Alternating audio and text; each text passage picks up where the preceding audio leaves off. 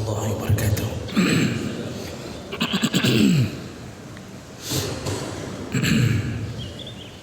Alhamdulillahi rabbil alamin, wa bihi nasta'in ala umuri dunya waddin. Asyhadu an la ilaha illallah wahdahu la syarika lah, wa asyhadu anna Muhammadan abduhu wa rasuluhul karim. Allahumma salli wa sallim ala nabiyyina al-mustafa Muhammadin wa ala alihi wa ashabihi ajma'in. Amma ba'd. Rabbi shrah li sadri wa yassir li amri wa hlul 'uqdatam min lisani yafqahu qawli. Segala puji bagi Allah, kemudian salawat dan salam kepada Rasulullah, pada keluarga dan seluruh sahabat-sahabatnya. Bapak Ibu jamaah salat subuh yang Allah muliakan insyaallah. Di pertemuan kita yang lalu kita sudah membahas tentang anjuran untuk melakukan salat sunnah di rumah. Semua salat sunnah lebih utama di rumah bagi mereka yang mampu melakukannya dan tidak mengganggu jamaahnya, termasuklah qabliyah dan ba'diyah. Itu hak rumah dan sekaligus menjaga rumah dari gangguan syaitan dengan memperbanyak salat sunnah di rumah. Kita sambung, kita masuk ke dalam bab berikutnya, yaitu at-targhib fi intidhar as-salah ba'da as-salah. Anjuran untuk menunggu dari satu waktu salat ke waktu salat yang lain. Nah, ini maksudnya ingin dibicarakan tentang kemuliaan orang-orang yang tidak pulang dari masjid karena menunggu dari satu salat ke salat yang lain. Ada kelebihan-kelebihan yang Allah berikan untuk mereka berdasarkan beberapa hadis, dan banyak hadis yang menyebutkan ini.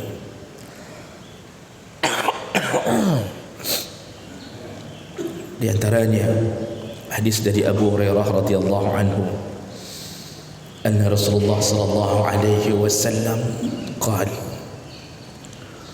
la yazalu ahadukum fi salatin ma damat as-salah tahbisuhu la yamna'uhu an yanqaliba ila ahlihi illa as-salah. Rasulullah berkata, seseorang di antara kalian tetap dihitung seperti melakukan salat selama dia tidak pulang dan tidak ada yang membuatnya tercegah untuk kembali kepada keluarganya kecuali salat. Dalam hadis ini ingin disebutkan bahawa yang membuat dia tidak pulang dan tidak menemui keluarganya hanya karena alasan ingin menunggu waktu salat yang lain, maka seluruh rangkaian menunggu itu dihitung seperti pahala melakukan salat. Hadis riwayat Bukhari dan Muslim. Jadi kalau seandainya seseorang ditanya atau ditelepon oleh istrinya, ditanya abang di mana atau tidak pulang, dia menjawab tanggung, sebentar lagi sudah salat isya. Ini misal contoh dari maghrib. Dia tidak pulang karena ada perasaan tanggung. Tanggung ni maksudnya sedikit lagi sudah waktu isya, khawatir kalau pulang nanti malas balik, lalu dia menunggu waktu isya. Nah, selama dia menunggu itu, kata Nabi, la yazalu ahdukum fi salatin, maka dia dihitung seperti melakukan salat. Artinya pahalanya. Nah, makanya ketika kita buat pengajian dari maghrib ke isya, semua yang hadir tidak pulang ke rumah, bahkan ada yang belum makan malam, yang duduk menunggu waktu isya dan di sela-sela itu menuntut ilmu, semua mereka dihitung seperti melakukan salat berulang-ulang. Begitu besar pahalanya.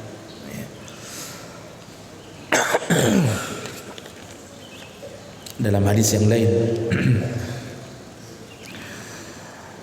riwayat Imam Bukhari, Rasulullah berkata, inna ahadakum fi salatin ma damatis salat tahbisu, sesungguhnya kalian tetap dihitung seperti melakukan salat selama dia menahan diri di masjid.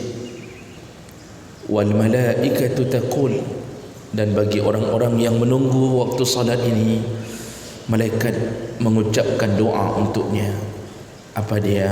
Allahumma ighfir lahu, Allahumma arhamhu. Malaikat mengatakan kepada orang-orang yang menunggu waktu salat, ya Allah, ampunkanlah dia, ya Allah, sayangilah dia.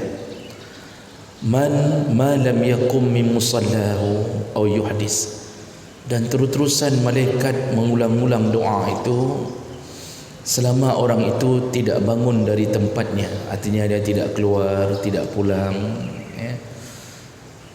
Au yuhdis, atau dia tidak berhadas.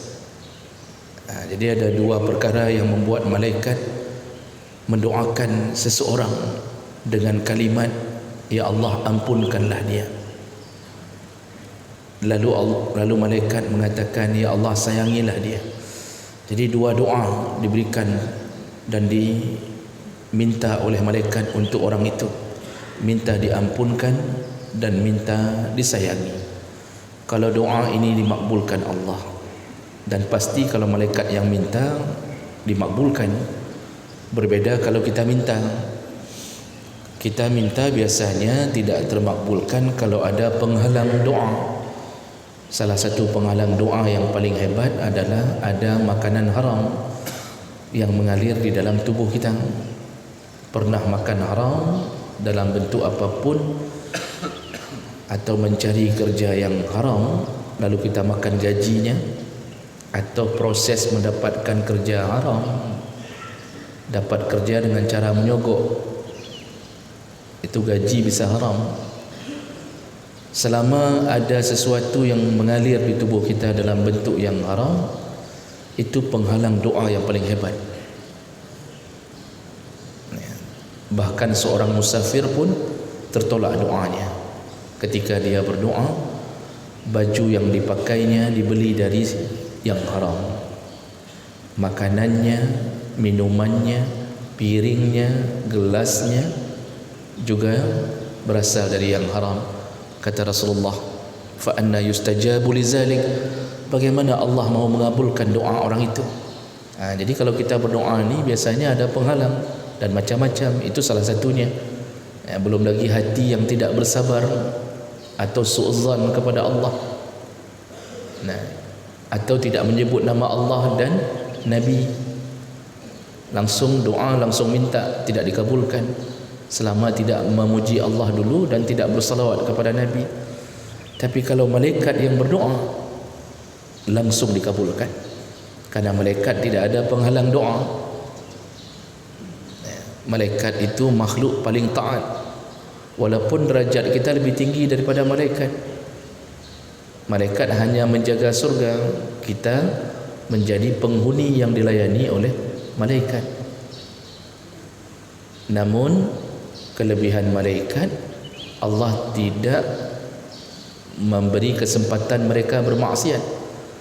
La ya'suna Allah ma amarahum wa yaf'aluna ma yu'marun. Ciri-ciri malaikat, kata Allah, tidak pernah bermaksiat dan selalu taat apa yang disuruh. Sekarang malaikat yang mendoakan kita, siapa yang didoakan itu? Yang tidak pulang dari waktu salat, ke waktu salat yang lain. Permintaannya dahsyat, permintaan mohon diampunkan. Itu sedahsyat-dahsyatnya permintaan. Kenapa begitu? Karena yang membuat kita masuk ke dalam neraka atau transit di dalam neraka adalah dosa. Selama bisa menjamin diri tidak berdosa, insya-Allah tidak akan memijak neraka. Lalu malaikat meminta kepada Allah, ya Allah, ampunkanlah semua dosa hamba ini, ya Allah. Berarti malaikat meminta sesuatu, jangan sampai kita masuk ke neraka, dengan cara ampunkanlah dosa-dosanya. Jadi begitu mulianya doa malaikat kepada orang-orang yang tidak pulang hanya karena menunggu waktu salat. Permintaan kedua, ya Allah, sayangilah dia. Setelah diampunkan disuruh sayang. Allah kalau sudah menyayangi hamba, maka Allah akan membuat hamba itu terus berada di jalan-jalan menuju surga. Masalah cara terserah Allah. Ada kalanya Allah memberi kekayaan, lalu dititipkan hidayah untuk mensyukuri nikmat, berubahlah kita menjadi orang kaya yang dermawan. Itu bisa jadi begitu caranya. Ya, jadi diberi kekayaan dan diberi hati yang ahli sedekah, kaya ahli sedekah. Itu jalan menuju surga. Atau kalau Allah ingin buat sebaliknya, sebagai tanda kasih sayang juga bisa. Allah beri miskin, lalu Allah beri hati yang sanggup bersabar di atas kemiskinan. Itu juga bukti sayang Allah. Diberi miskin, tetapi waktu ditanya orang, kok bisa ya hidup kayak gini, dia mengatakan, ini semua sudah takdir Allah, kami jalani seperti yang Allah inginkan. Itu diberi kekuasaan oleh Allah, yaitu ilmu sabar kepada orang itu. Itu juga kasih sayang Allah. Ada yang diberi kasih sayang, diberi musibah terus-terusan, meninggal satu anak disambung dengan anak yang lain. Jadi musibah bertubi-tubi datang. Itu kasih sayang Allah. Makanya kasih sayang Allah itu kita tidak bisa menebak seperti kita mengasihi atau menyayangi seseorang. Beda.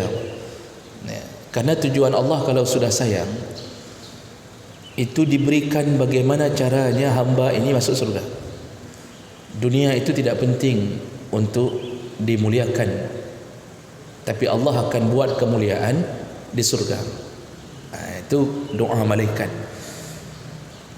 Malaikat itu terus berdoa, kata Rasulullah, terus-terusan berdoa. Jadi bukan sekali ucap, langsung terus-terusan, Allahumma gfir lahu, Allahumma arhamhu.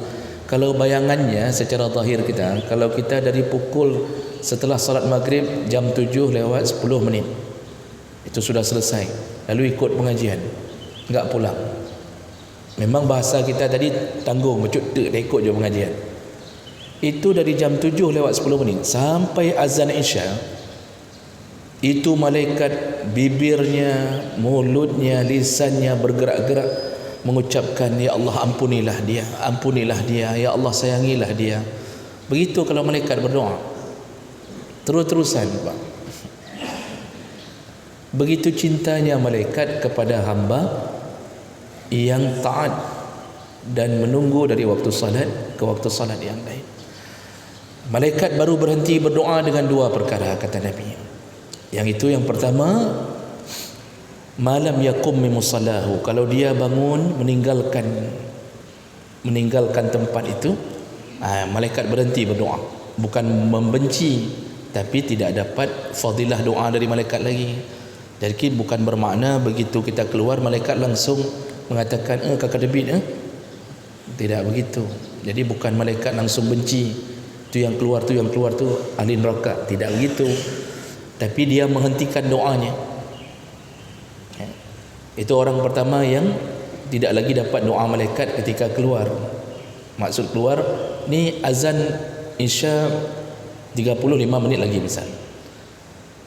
Lalu kita keluar pulang. itu berarti bukan dibenci, karena itu sah-sah saja, namun tidak dapat fadilah doa malaikat. Jadi malaikat tidak mendoakan lagi yang keluar.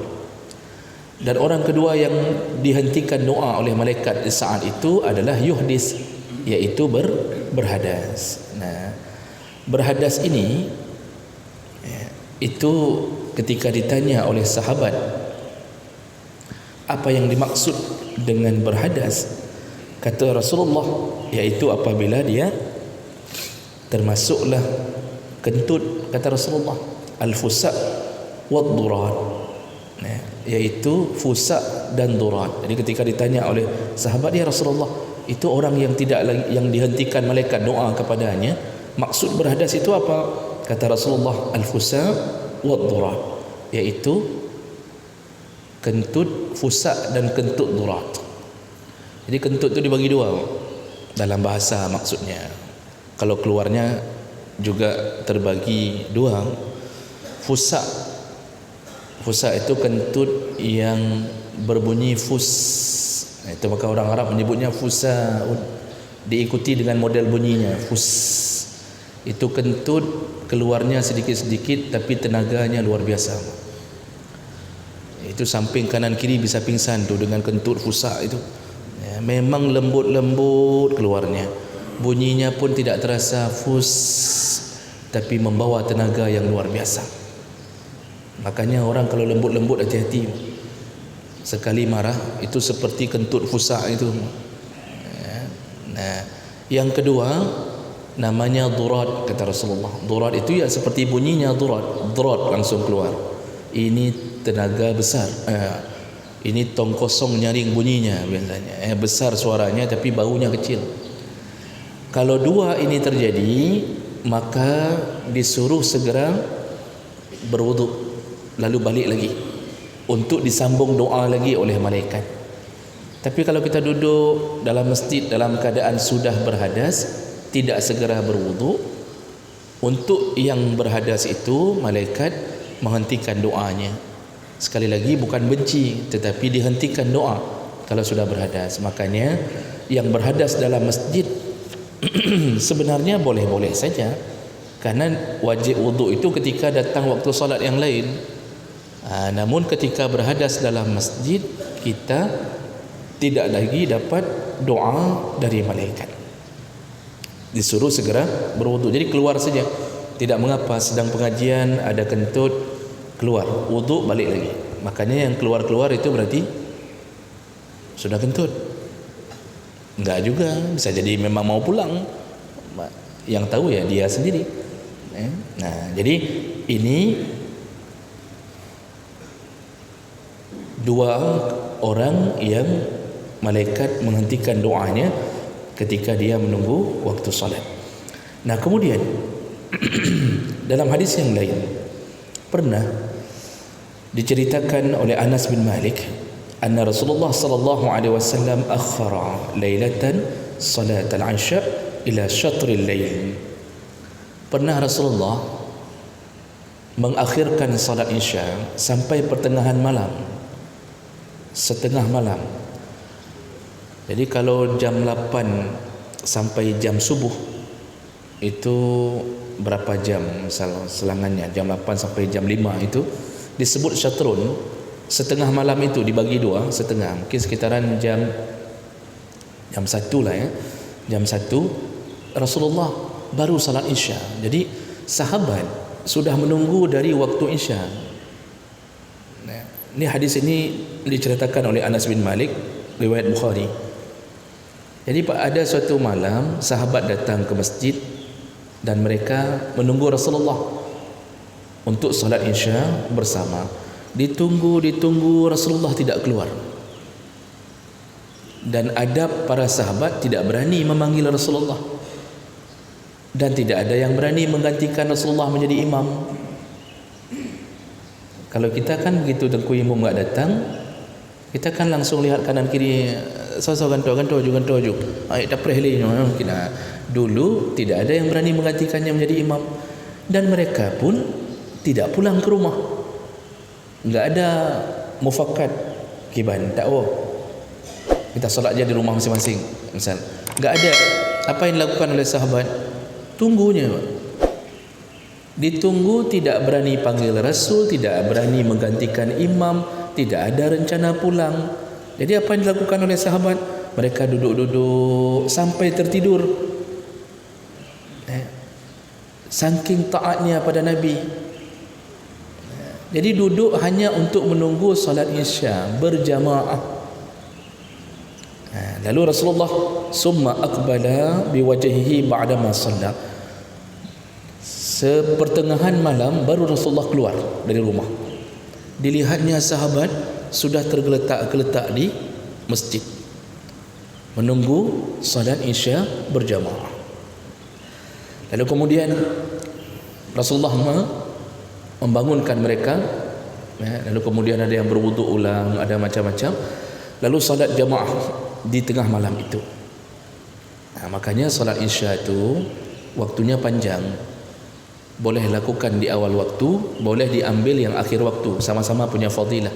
Cuma para ulama mengatakan bagi kita yang tipe tidak bisa bangun malam, jangan ambil waktu Isya di akhir malam, karena nanti terambil di waktu subuh Isyanya lewat kalau tidak terbiasa bangun malam. Lebih bagus ambil di awal waktu. Tapi bagi mereka yang yakin bisa selalu bangun tiap malam, tidak mengapa, tidak salat Isya dulu tidak mengapa. Nanti jam-jam 3 salat Isya, setelah itu sambung dengan tahajud, tutup dengan witir. Kalau bisa seperti itu tiap malam. Kalau tidak bisa jangan coba-coba, nanti terbangunnya setelah solat subuh malam. Jadi setelah solat Rasulullah membalikkan wajahnya. Jadi solat dulu, lalu Rasulullah membalikkan wajahnya ke arah sahabat. Lalu beliau berkata, "Sallan nas wa raqadu." Wahai sahabat-sahabatku, ada sebahagian yang lain sudah solat dan sekarang jam mereka sudah tidur. Walam tazalu fi salatin munzu intazartumuha. Tapi kalian maksudnya sahabat-sahabat yang menungguku dari tadi, ketahuilah kata Rasulullah, pahala kalian mulai dicatat bukan dengan waktu salat bersama aku tadi. Pahala kalian mulai dicatat semenjak engkau menungguku dari waktu Isya. Jadi dari waktu Isya ditunggu, Rasulullah enggak keluar, tidak keluar, dari tadi sudah dicatat pahala kalian, seperti kalian melakukan salat berulang-ulang. Nah, Rasulullah ingin mengatakan apa? Begitu besarnya pahala menunggu waktu salat, duduk menunggu. Makanya ketika kita datang belum azan maghrib, masuk saja ke masjid, salat tahiyatul masjid, duduk walaupun menyandarkan diri di tiang, itu sudah dihitung pahala. Sudah mulai dihitung pahala, yaitu menunggu waktu salat. Nanti habis maghrib tunggu lagi. Nah, habis Isya jangan tunggu lagi, pulanglah. Masa mau tunggu lagi sampai salat subuh? Itu 3 hari bapak buat begitu, langsung gugat cerai isteri ke mahkamah dengan alasan hanai wowo, enggak pulang-pulang suami saya. Sudah 3 malam enggak pulang-pulang. Gara-gara semenjak pengajian itu, kata isteri. Jadi ini salah juga. Jadi maksudnya salat yang bisa ditunggu yang mungkin ditunggu, dan itu pun selama tidak berbenturan dengan kewajiban. Ini misalnya yang PNS ini jam sebentar lagi sudah boleh pulang, jangan tunggu sampai zuhur, dipecat dia Pak. Jadi yang bisa ditunggu, yang tidak mungkin kalau beradu dengan kewajiban jangan ditunggu. Jadi yang ingin dibilang apa? Sebelum terjadi salat kita tunggu, pahala seperti salat. Habis salat menunggu ke waktu salat lain, pahala seperti melakukan salat berulang-ulang. Hadis yang terakhir, tadi Rasulullah mengatakan kalian itu dari tadi menungguku untuk salat berjamaah, maka kalian dapat pahala dari tadi sudah dicatat pahala. Baik. Kemudian hadis yang terakhir untuk subuh hari ini dari Abdullah bin Umar qala sallaina ma'a Rasulillah sallallahu alaihi wasallam al-maghrib. Kata Abdullah bin Umar, kami pernah solat maghrib bersama Rasulullah berjamaah. Faraja'a man raja'a, setelah solat maghrib ada yang pulang ke rumah. Wa aqaba man aqaba, ada juga yang menunggu. Jadi ada yang sudah mau pulang, ada yang menunggu. Faja'a Rasulullah sallallahu alaihi wasallam musri'an. Jadi Rasulullah ketika melihat keadaan, ni ada yang sudah mau pulang ni habis maghrib, ya tentu dengan niat nanti insya balik lagi. Tapi ada yang enggak ada rencana pulang, nunggu insya. Rasulullah segera menemui sahabat-sahabat yang mau pulang dan yang menunggu. Apa kata Rasulullah? Dia datang musri'an, dalam keadaan tergesa-gesa, seperti ngejar. Dia kejar. Qad hafazahun nafsu, nafasnya terengah-engah. Maksudnya dia ingin kasih tahu sahabat sambil berlari-lari sedikit, ingin kasih tahu sesuatu kepada sahabat. Qad hasara an rukbatai, dan dia datang dalam keadaan jubahnya hampir terbuka sampai ke lututnya. Ini menunjukkan beliau tergesa-gesa. Beliau angkat kain supaya mudah berlari untuk memanggil-manggil sahabat. Apa kata beliau? Qal, dia bilang, Rasulullah mengatakan, abshiru, tunggu, kata Rasulullah, ada kabar gembira. Ada kabar gembira bagi kalian semuanya. Hadza rabbukum, ketahuilah Tuhan kalian, yaitu ini maksud Allah Subhanahu wa taala. Qad fataha baban min abwabis sama, Allah telah membuka pintu-pintu langit. Yubahi bikumul malaikah, dan kalian dipuji-puji, disebut-sebut, dibangga-banggakan oleh para malaikat. Yaqulu, Allah Subhanahu wa taala berkata, yaqulu unduru ila ibadi qad qadaw faridatan wa hum yantadiruna ukhra. Wahai para malaikat, kata Allah, lihatlah hambaku. Maksudnya lihatlah hambaku itu yang di masjid-masjid bersama Muhammad. Di antara mereka ada yang tidak pulang demi hanya melakukan fardu berikutnya, demi hanya melakukan fardu berikutnya. Jadi hadis ini, hadis riwayat Ibnu Majah dengan derajat yang sahih. Allah Subhanahu wa taala memuji-muji, membangga-banggakan, juga malaikat membangga-banggakan orang-orang yang tidak pulang hanya karena menunggu dari waktu salat ke waktu salat yang lain. Ini kabar gembira, kata Nabi, dan Nabi tentunya mengetahui itu karena dikabarkan oleh Jibril alaihi salam. Nabi itu tidak tahu yang gaib kecuali dengan izin Allah, dan Nabi membongkar satu rahasia. Orang-orang yang menunggu tidak pulang, maka mereka dibangga-banggakan oleh Allah di hadapan para malaikat. Nah, inilah hal-hal gaib yang dikabarkan kepada Nabi sallallahu alaihi wasallam tentang kemuliaan orang-orang yang menunggu dari satu salat ke salat yang lain. Jadi bapa-bapa dan ibu-ibu, yang mungkin kita lakukan salat maghrib ke isya, maka paling bagus jangan pulang. Oh, enggak ada pengajian, duduk saja baca Quran, yang jangan mengupat. Ada yang enggak pulang, duduk di satu tempat berkumpul lalu mengupat. Ini bukan dapat doa dari malaikat, ini dapat laknat. Apalagi mengupat dalam masjid, itu perbuatan yang lebih laknatnya. Artinya bukan bermakna kalau mau mengupat keluar dari masjid, kalau bisa jangan mengupat.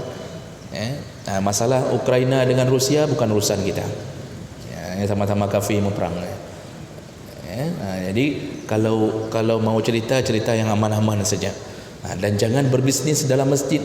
Itu akan membuat malaikat mengatakan engkau tidak akan mendapatkan keuntungan, semoga perdaganganmu rugi. Jadi jangan berdagang dalam masjid, jangan tawarkan brosur, jangan tawarkan skincare, jilbab, jangan.